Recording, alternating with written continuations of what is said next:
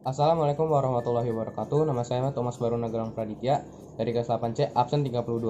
Kali ini saya akan melakukan percobaan getaran dan bunyi. Alat dan bahan yang diperlukan adalah mistar plastik yang keras, karet gelang, batang tenggorokan, dan jari jemari. Prosedur kerja. Yang pertama, kita akan berbicara sehingga suara kita terdengar jelas. Saat kita berbicara, kita taruh jari kita di batang tenggorokan seperti ini. Dan mari kita mulai.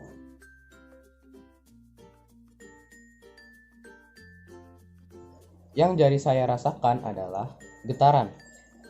Saat kita berbicara, leher kita bergetar karena di leher kita ada pita suara yang berfungsi untuk menghasilkan suara.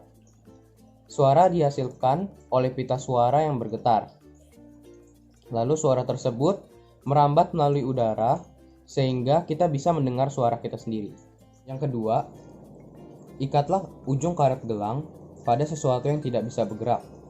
Ujung yang satunya kita rentangkan hingga panjangnya mencapai 10 cm. Lalu kita petik karet gelang tersebut. Hasil yang saya dapatkan adalah ketika kita memetik karet gelang tersebut akan menghasilkan bunyi. Bunyi dihasilkan oleh benda-benda yang bergetar. Getaran tersebut akan merambat melalui udara dan menuju ke telinga kita. Karet gelang yang dipasang dengan kencang akan menghasilkan getaran yang banyak ketika dipetik.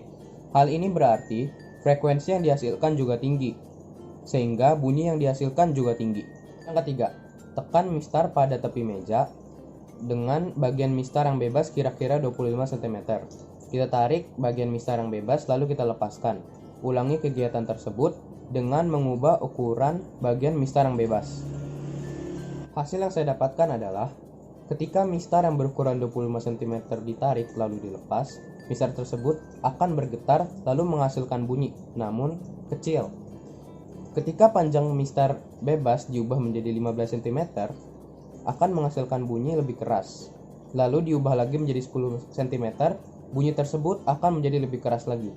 Kesimpulannya adalah, bunyi dihasilkan oleh benda yang bergetar. Semakin panjang ukuran benda yang bergetar, frekuensi yang dihasilkan semakin kecil, dan suara yang dihasilkan juga akan kecil.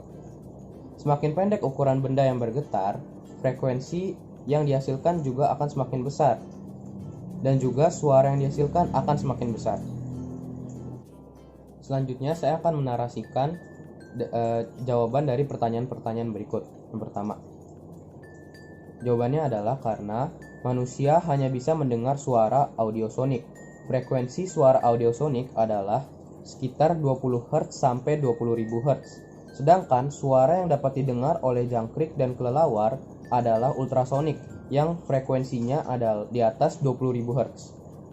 Yang kedua, jawabannya adalah pada siang hari, gelombang bunyi dibiaskan ke arah udara yang lebih panas atau ke arah atas. Karena suhu udara di permukaan bumi lebih dingin dibandingkan dengan udara pada bagian atasnya. Pada malam hari, gelombang bunyi dipantulkan ke arah yang lebih rendah karena suhu permukaan bumi lebih hangat dibandingkan dengan udara pada bagian atasnya. Jawaban nomor 3. Untuk kedalaman laut A adalah 2.800 meter. Kedalaman B adalah 4.550 meter.